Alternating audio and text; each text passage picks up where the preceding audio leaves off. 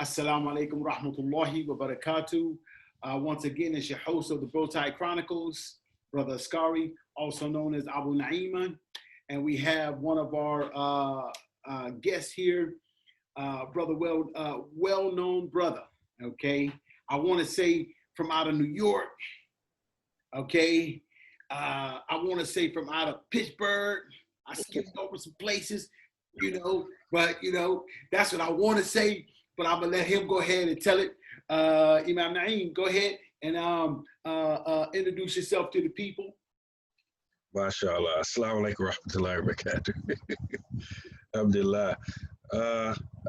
As our brother said, I'm from New York City.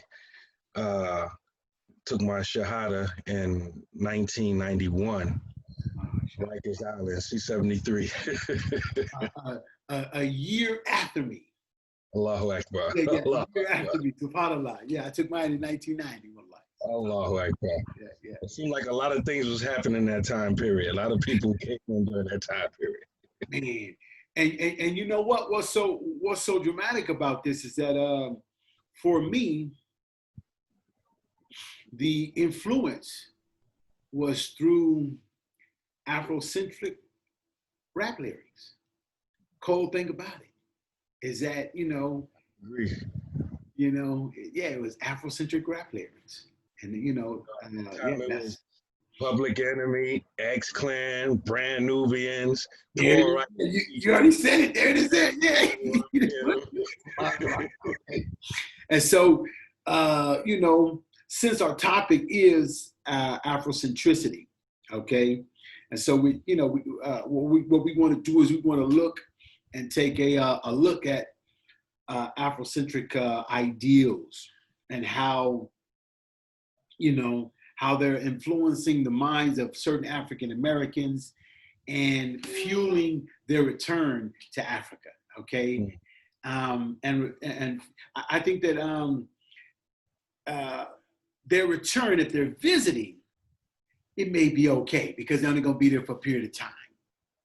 But if they're fueling their ideals, it could be a problem. So those are really the things that we look to address there, And the first thing I wanted to mention was a book that I mentioned that was actually, I ran across this book in 93 or 94. The author's name is Amin Yasser Muhammad. And the book is called Afrocentricity Minus Islam Cheats.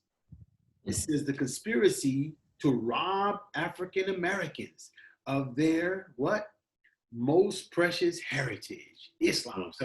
So Afrocentricity, basically, for anybody out there, because the book is over there where y'all at.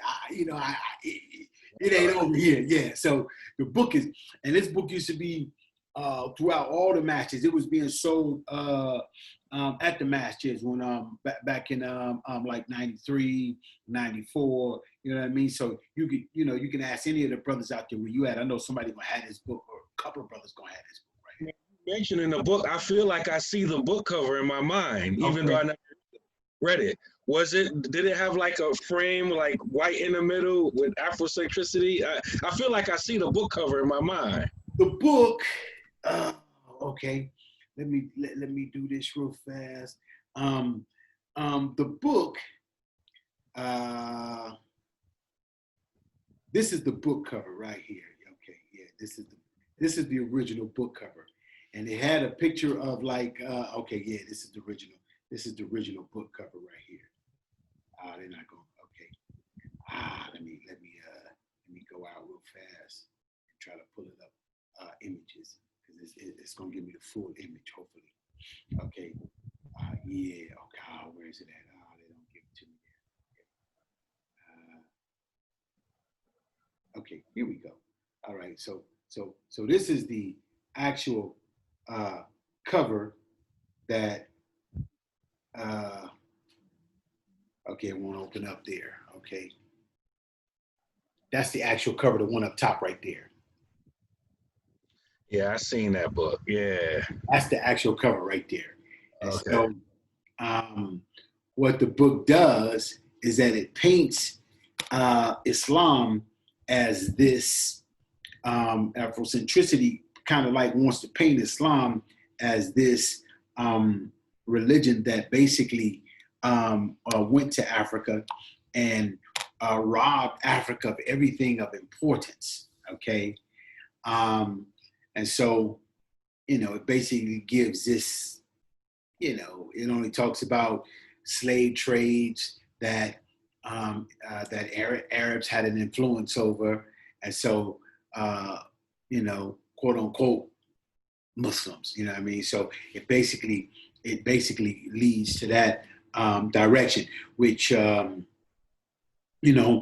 us, because I know you're well-read, brother. You know what I mean? You've gone over some of these issues as far as what the author said. What I did is I took a couple of pieces from what you've written online, and so this is what made me come up with the topic itself, because we have some of our people that have repatriated back to the continent, and because of their miseducation with this type of rhetoric that they're being taught in Afrocentricity, they're kind of like causing a big fuss over there. So what we want to do is we want to kind of like give you a chance to take your perspective on that, and what is, how could we, what should be done, basically, you know what I mean, as far as preparing brothers and sisters for going to the motherland, because that's kind of like what I'm in the process of doing, trying to connect like-minded people with like-minded people on the continent, and so that when they get there, they're not disenchanted, and they go there with a proper frame of mind. They don't go there with no, Wakanda type attitude, thinking that, hey, everything's gonna be hunky dory, and because these are some of the issues that we have as African Americans.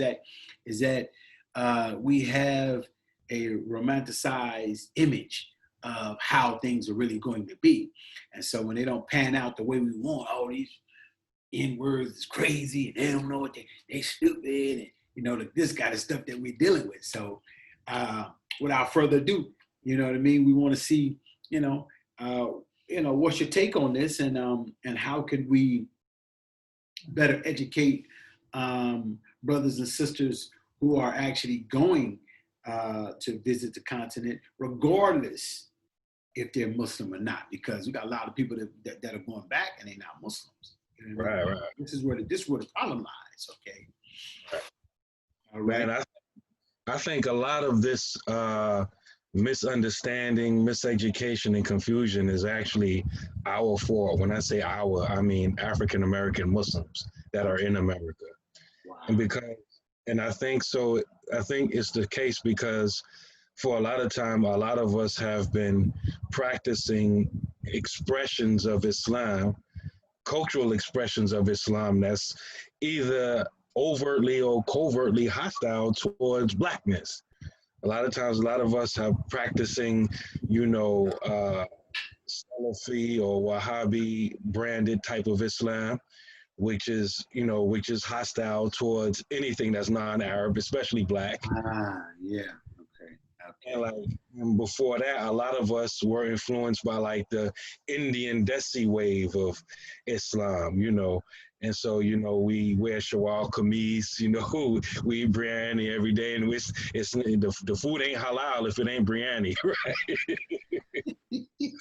Curry, huh? Gotta be curry, huh? Yeah. Okay. So our Islam is kind of like mixed in with their culture. Okay. And because we already have this type of self-hatred built into us because of the slave process, that we think that somebody else's culture is Islam, and and so we have it all wrong. And so I think that this current wave of what we're experiencing now, because of a lot of things that happen at the same time, the execution of George Floyd, the COVID, is causing a lot of Muslims to actually wake up and to embrace what some of us have been knowing for a long time, decades now, of the rich history of Islam and Africa, and how Allah kind of like, in a lot of ways, Allah preserved Africa from a lot of the corruptions that happen in a lot of other Muslim lands. I always relate it to like underground hip hop versus commercial hip hop. I look at, if you listen to the radio and you think that's hip hop, you're delusional. That's corporate interest being imposed upon you on the radio. And so I look at a lot of these other expressions of Islam to be like kind of like corporate manipulations, watered down. And Islam that a lot of us have been blessed to be connected to is kind of like the underground hip hop that's, it's under the radar. You got to go look for it. It's untampered with. A lot of the books are still in manuscript form, ain't been edited, and all kind of stuff like that. And so a lot of times it's frustrating for some of us as looking for it. But the flip side of that coin is that it's it hasn't been tampered with and commercialized like a lot of other expressions. So I think that part of this, the way we can deal with this misinformation, is to continue doing what we're doing right now. A lot of our imams and teachers, are not timid about talking about Africa and Islam, and how Black people have been a part of Islam since day one. It's not only Bilal, and all of these things. A lot of imams who were shy to talk about it 5-10 years ago are now boldly talking about it now. Yeah. So I think this is a good thing. And so I think as the non-Muslims, they get a whiff of what a lot of us are expressing. They will, because of their exposure, they will see that, wait a minute, Islam is just as much a part of Africa as many other places that we traditionally connected with Islam, and have been, and these places in Africa have been Muslim just as long, if not longer, because that's the first migration. Yeah. Yes, it's the first migration. So that's an important point. Yeah, that's an important point. Okay. And I also think that because the Afrocentrics, they pick certain points in history and use that as an excuse to show how Islam is, against Africans. One point in history they always say like the Arabs invaded Africa, and and they talking about the Sahaba, the companions of the Prophet sallallahu alaihi wasallam. Yeah. Like all liars do, they always leave out a key piece of information.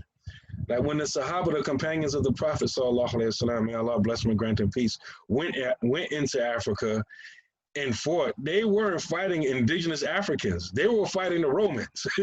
That had already set up shop there. Yeah.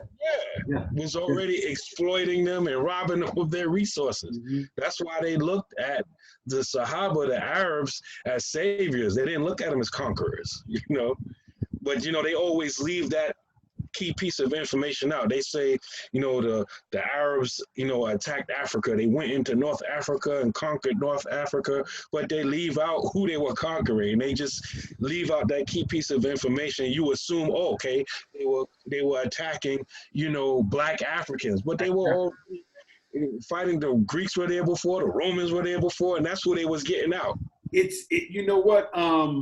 Interesting that you mentioned that. When I was teaching in Sudan, I used to teach a history book, Sudanese history book. And in the Sudanese history book, where it talks about the spread of Islam, how it arrived in Sudan, what they do is they mention how the Sahabas came. But then there's a agreement that because Sudan at that particular time was Christian, okay? And so what they teach is that there was an agreement that was established by the Sahaba. So they never fought with them, okay? And this agreement was that you can go ahead and keep your Christianity, okay? but these lands are being established. All you have to do is pay the tax. So they had to pay the jizya, and this agreement, if you search for it, is called the BACT agreement. Okay, and anytime Sunnis speak, they always speak about this agreement because this is the agreement that allowed them to continue on with their practice. But several years later, okay, Islam spread throughout the land, but it didn't come from the north where they first made the migration. Right. It came later on down the line, and it came from the east. Yeah, came from the east because there was an easier route to take to go to Mecca, to go to Hajj. And so that actual route is through Darfur. A lot of people don't know that. So in order to do that route, West Africa? West Africa, that's the only way you can do it. Okay. Gotcha. And so the actual spread of Islam in Sudan came from West Africa. Now, in their books, what they will say is that, you know, Islam spread from the north. No, Islam arrived to the north, but the people in the north didn't accept. So because they didn't accept, they said, hey, we'll pay the tax. And so because that was the only area of the north in which the Sahaba passed through until they made it to Morocco. Okay. Right. And you already know the spread from that particular area back inside towards Mauritania and like that right there. So later on down the line, 100 years later, whatever, it's spreading all up through Sudan and all those areas by way of that trade route. And that's how many of the people arrived from Senegal and Niger and Nigeria through Darfur. Yeah, because it's a shorter route and it's a direct route. That's how they ended up on the Blue Nile, because it's a quicker route. Yeah, it's a quicker route. So that's a key point in that in that area there. Okay, but when you said that they have a particular time that they talk about,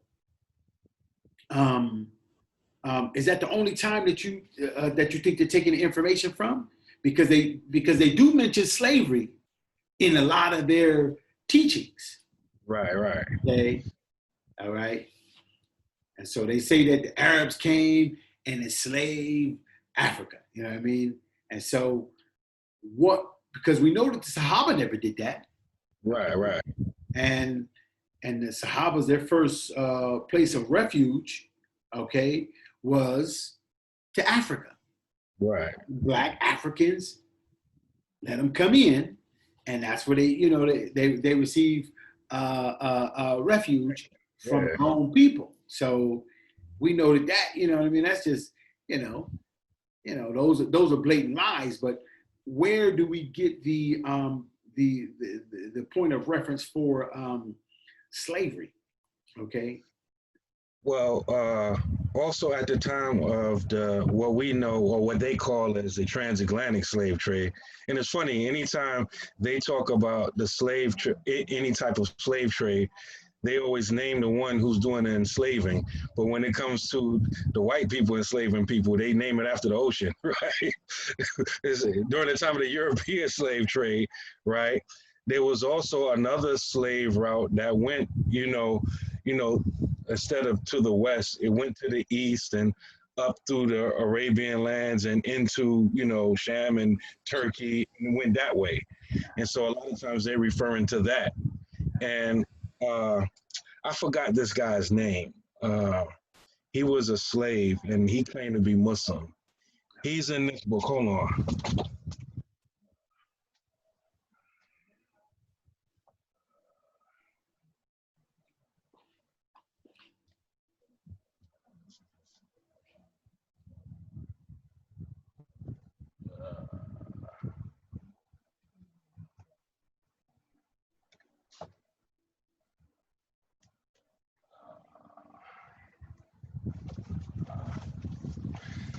He's mentioned in this book right here.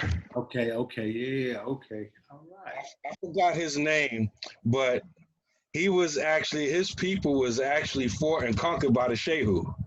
Okay. Okay. So fun. And he went through that slave route and ended up in America. He didn't go through like West or the door of no return like a lot of people. He went the other way. It was enslaved by Arabs as well, and then Europeans, and then ended up in America. So But yeah, but a lot of the Afrocentric people use that slave enslavement route and say, you know, the Arabs enslaved the Africans as well. And yes, it's happened. We can't deny history. It has happened, but it's amazing to me how they, you know, they compared it to, like, as if the slave trade that the Arabs were, and some of them still are involved in, is in any way comparable to what the Europeans did. yeah, to try to make it seem as large, and the profits are anywhere near that. Yeah. So that's amazing that they try to do that. Okay. I was trying to refer to a later time where you had a point in time where places like Zanzibar and those areas on the East Coast were being raided, but that came later on. That came like maybe I think I want to say 13th or 15th century, like that. You know what I mean? So this is way, you know what I mean? So you still have remnants of a mixture of people there in Zanzibar, Tanzania, and this type of area. And so that's how the Swahili Arab mixture came out. You know what I mean, in that particular area. But what they try to do is they try to connect that slave trading, which came way after the time of the Sahabas, to to say, hey, this is what they did. They went inside of Africa. They did this and they did that. But you can go now to Oman, where many of those Arabs from Oman were actually the ones that were coming there. Right. Okay, and that's why Cameroon and Comoros Island and a couple of other places, they actually have a direct connection back to Oman because of that, okay? And they actually speak Arabic. Arabic is the national language there. Yeah, wow. yeah, you know what I mean? But many of them are mixed with Arab. Yeah, many of them are mixed with Arab, you know what I mean? And also they have a Swahili, Swahili as I think the second, maybe first language in some places, over there. So that's one of the things that they use, you know what I mean? So yeah, I'm not too familiar with that part of the history. Okay, yeah, that's something that I looked into that when I dove into into East Africa, because Sudan is really a part of East Africa, you know what I mean? And because of the location, it's really like central, and then, you know what I mean? And so when you talk about how its connection to the Red Sea is really considered mostly part of East Africa, you know what I mean? So, and there's a lot going on at that particular time with that coast, the eastern side over there, because you had Arabs coming to Somalia at that particular time, and they, but they settled there, and then because my ex-wife's people are from those Arabs that are from Yemen. Okay. Yeah, and they settled there and they married, and whole tribes are basing their lineage back to Hadramaut from the settling of those people who came from Yemen. Okay.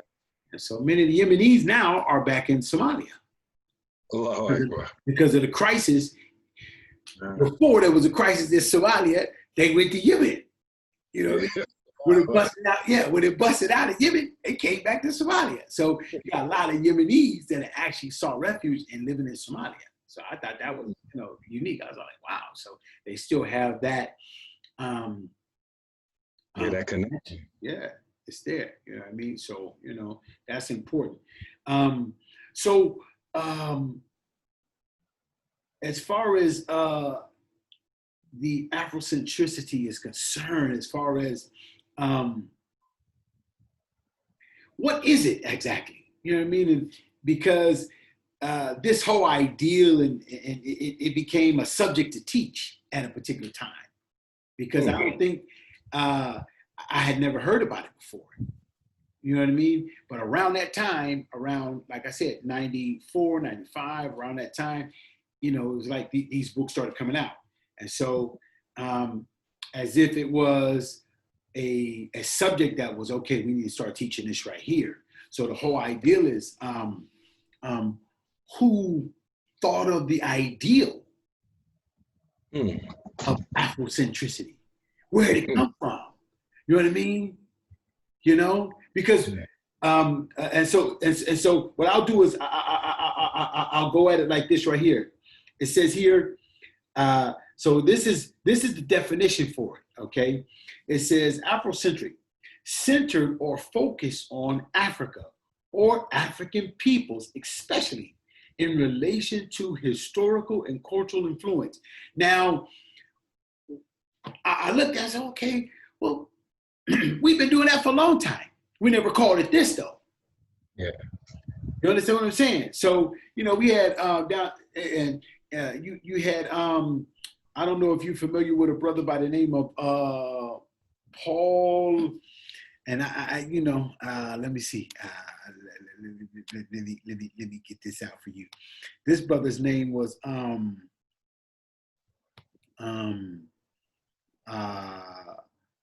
I want to say Paul or Peter. And this brother right here was one of the first freed African Americans that actually went back, had his own ship, okay, and went back to Sierra Leone to set up trade and set up business. And so this brother right here, this brother's name was Paul Cuffey, okay, okay, and so so this whole notion of studying about Africa, this is not something new, okay, right. And this Paul Cuffey was doing this back in like 1814, 1812, 1813. Right. Okay, so the study and understanding as far as Africa, he was taking African Americans back and resettling them as settlers and so forth, and the whole process as far as going back. So the study of Africa is not something new for us, but this term, you know what I mean? Because like we said before, the first time I had came across it, and this is how I became Muslim, is that X-Clan had a serious effect on my mind, because, you know what I mean? I was like, wow, and so even, just the lyrics alone, but then when the video started coming out, they, hit you with the black stick and all this, they had a lot of that going on, and, it was, it was, you just like, whoa, these brothers right here. So that kind of affected, because I remember in one of their songs, that's where I heard the name Muhammad. Yeah. Imagine that. Yes, I did. I heard the name Muhammad in one of their songs. I don't know if it was just me, but I heard the name Muhammad because they had, but when they used the name, they used it with all kind of other prophet or two, and then they use other kings. I know what you're talking about. He said, I know exactly what song you're talking about. Okay. I don't remember the song, but I remember he said, Osiris and all, he just, he started flipping off all these names. And yeah. Muhammad, you know what I'm saying? And that, because at that time, brother was, he was into some stuff, but that was impressed upon my mind. And later on down the line, when I got confronted with Islam, that name, I said, I heard that name before, man, Muhammad. And the brother said, yeah, man, so he started breaking it down, what I'm saying? Not knowing that the seed had already been planted, yeah, by this song right here, which is really an Afrocentric song, okay? Mm-hmm. But, they just had all of these, so they knew something about that, but I don't think that they were Muslims though.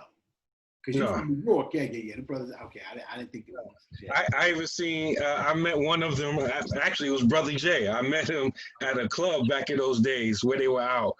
It was a club called the Island Club. And, they play like Jamaican rockers. So I seen him in that club one time. Okay. But, what was his name? Professor X. He was the son of a Brooklyn-based activist named Sonny Carson. Okay. I don't know if you heard that name before, but Sonny Carson was his father. Okay. So yeah, in New York, for me, in New York at that time, outside of the musical influences, you had, at that time they were called the Nubian Islamic Hebrews, right? Okay. They had a heavy street presence. Okay. And I say at that time, their street presence was more heavier than the Nation of Islam. Really? Whoa. Yeah. You go back to the late 80s, early 90s, New York City, every place that, Black people congregated, all their hangouts, they were there. They had their tables selling oils, incense, books, and you know how they dress. They, because they claim connection with the Sudanese, right? So, you talking? Okay. This is Dr. Yeah. Okay. Exactly. So, they wore the white thobes, the kufis, the turbans, made salat, everything, and so they were everywhere. Jamaica Avenue, Albee Square Mall, 42nd Street, the Village, every place Black people hung out day or night, they were there. Yeah. Wow. And so, and they also influenced lyrics because Jay-Z was hooked up with them at one time. I think Jaz-O was part of them as well. And a lot of other groups that were out at that time, they even, they claimed them openly and had them in their videos. Wow. So their influence at that time was extremely heavy. And I almost took Shahada with them. Okay. But alhamdulillah, Allah protected me because I had to go out to Brooklyn, Bushwick Avenue to do it. And I wanted one of my peoples to come with me, but he ain't come with me. So I was like, I'll go another time. But I never went. Alhamdulillah. Mashallah. Yeah, mashallah. Yeah. Oh man, that's a twist and a half right there. SubhanAllah. So they were. We knew them on the West Coast by another name though. I think that at that time they had changed their name because when I first came in contact with them, Yeah, they changed their name a few times. Okay. Because when I first came in contact with them, they were called Ansar Allah. Yeah. And so I think Ansar Allah was their name before they changed their name to the Nubian Islamic Hebrews, I think. Okay. Yeah. Because I remember early literature and they were called the Ansar Allah. And as long as I heard about the Hebrew thing later on because they came out with some books and stuff like that, right? Okay. Mm-hmm. And so when I eventually went to Sudan, and I spoke, I met some dudes and they were actually Ansar, you know what I mean, from Muhammad Ahmad and Mahdi's family. And they asked me about that dude. And they said, yeah, you know this guy right here? I said, yeah, I think I know him. Yeah, he's they said, nah.